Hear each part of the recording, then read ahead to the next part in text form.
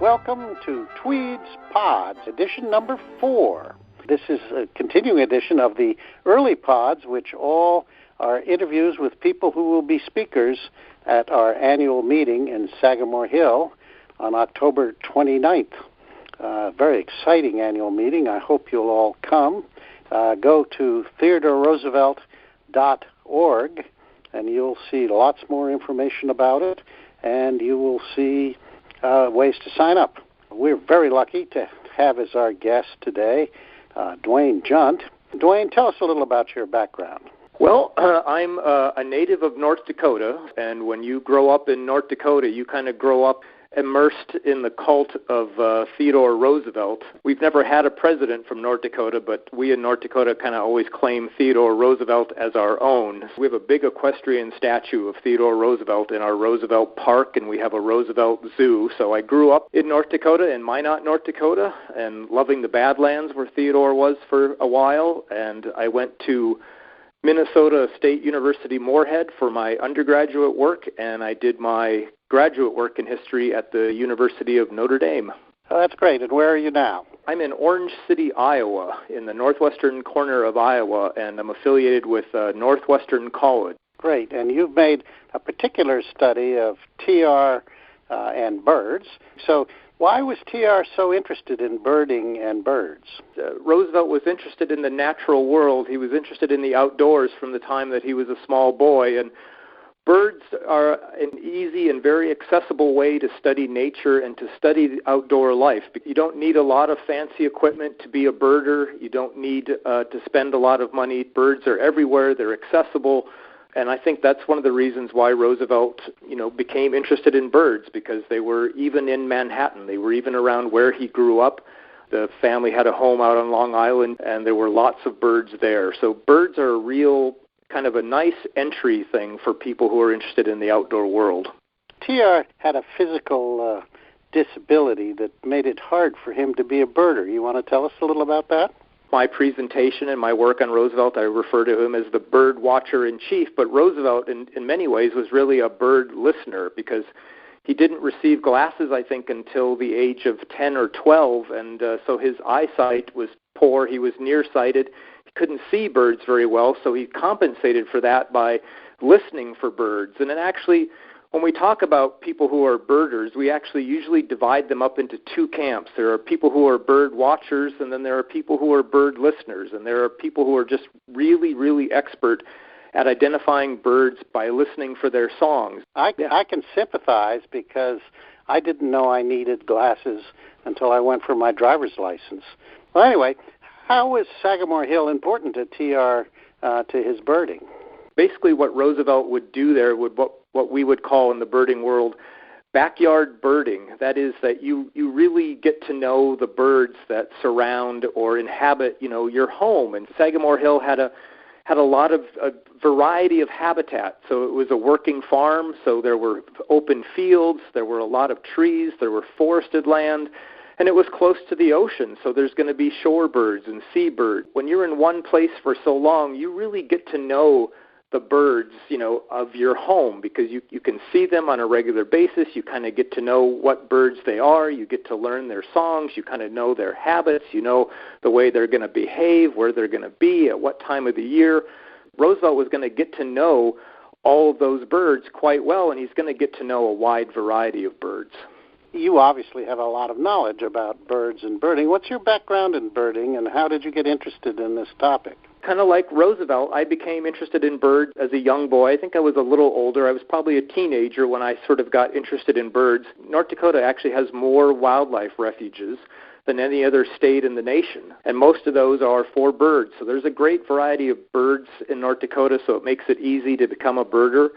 And then, as I was in college and especially in graduate school, but especially in my professional career, I became very interested in Roosevelt studies and became a Roosevelt scholar. And I kind of saw that there was kind of an opening there, a niche, where something that hadn't been studied a great deal about Roosevelt and birds, so that finding out that Roosevelt had the same interest, that's how those two things kind of combined for me. So tell us a few things about some other of TR's birding experiences or efforts or writings? I think his time in the Badlands, some of the birds that he encountered there, left a deep, deep impression upon him. Certainly some of the things that Roosevelt, did as president. He created the first bird refuge and went on to create 51 during his presidency. I think he's, especially after he left the White House, if you look at Roosevelt, he got more and more interested in studying birds closely and carefully. It was after he left the presidency that he wrote his, I think it was like 112 or 120-page monograph on coloration in birds. It was late in his life when he went down, made his famous trip down to Louisiana and saw all the shorebirds down there, some of which he had worked to protect while he was president. There's the famous newsreel of Theodore walking along the beach and all the birds kind of exploding at his feet. So we tend to think about him as a young boy with the difficulties seeing the birds and then developing when he got glasses, and then kind of the slew of refuges. But post-1912 until his death, there was a lot of interest in birds. And, as he was getting less mobile and became less of a hunter, it became a little easier for him to be a birder. Yeah, that's true. And, of course, his first publication as a Harvard student, I believe, was The Birds of the Adirondacks. Mm-hmm. Yep. It's only a 2-page item, but he really established himself as a major expert on birds in America. So Mm-hmm. What's the relationship between Roosevelt, TR, and his conservation beliefs and practices and American birds? When we talk about all the national monuments that he set aside, we talk about the national parks that were created during his time, the national forest, preserving a place like Devil's Tower or Mesa Verde or the Grand Canyon. So with Roosevelt setting aside those 230 million acres, not only is he preserving the forest or preserving an ancient Anasazi site like Mesa Verde or preserving a unique geological feature like Devil's Tower, but he's also preserving a lot of habitat for birds. Doug Brinkley, in The Wilderness Warrior, mentions that in protecting Wind Cave in South Dakota, Roosevelt was protecting habitat for like 230 different species of birds. So it shows the preservationist side of Roosevelt. We often talk about how there was kind of that war, trying to get Roosevelt to be a conservationist or kind of a use person, and then the preservation side. And I think the actions that he took on behalf of birds show more of Roosevelt, the preservationist. I think that's a very good point. Well, what would you say is the biggest threat to birds in America today? By far, the biggest threat to birds today are cats, people's domestic cats and loose feral cats. And literally, cats, just in the lower 48 states alone, destroy or kill somewhere in the order of 2 to 3 billion, yes, that's billion with a B, birds per year. And I know that figure may sound unrealistic or it may sound wild-eyed, but it's been confirmed by multiple studies. People have this idea that if they let their nice little kitty cat out at nights, that they're doing the cat a favor, or that's a fine thing to do and it's okay, and it's not, because cats are killing machines. I mean, it's so inbred in them that they're going to hunt and they're going to kill. And I can't tell you how many people I know who literally have their back patio and deck surrounded with bird feeders, and then they let their cats out every night. And that's just a really terrible thing to do if you actually care about birds. So a cat will hunt a bird at night. We think about birds being in trees, but a lot of birds nest on the ground. A lot of birds have to feed on the ground where cats can get to them, and cats can really get up into trees very easily. The other thing is we have to do something to control the feral population of cats, because they're a huge threat to birds. And then the other threat that's really growing to birds are wind turbines and wind power. People tend to, we tend to think of wind energy as being quote-unquote clean energy. Well, it's not clean if you're a bird. Bird populations are really starting to suffer as the number of wind turbines grow. They're very, very hard on bird populations.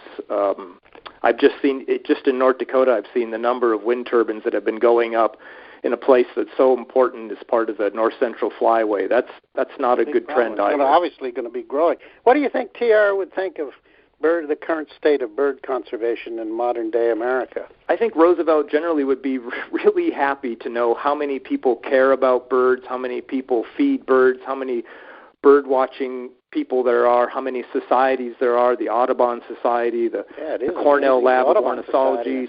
Well, we have Roger Torrey Peterson to thank for as a major player in introducing American people to birdwatching, don't we? Oh, sure do. Yes, indeed. And that's something I'll talk about at the symposium. Well, we are all looking forward to that. Thank you for being my guest. It's going to be a magnificent affair. We're going to be dining on the lawn under the stars at Sagamore Hill, just like TR did so many years ago. Lots of exciting things happening, lots of interesting stuff. I urge you to go to theodoroosevelt.org and click on the annual meeting site and see all the interesting things that are going to be happening. And also feel free to share this podcast with anyone you want. And for people who would like to become members of the TRA, go to that same site. So, Duane, thank you very much. We look forward to seeing you on October 29th. And it's been a great pleasure to talk to you. Thank you, Tweed. I appreciate it very much. You're welcome. And thank you for all our listeners. Stay tuned. Podcast 5 will be coming up soon.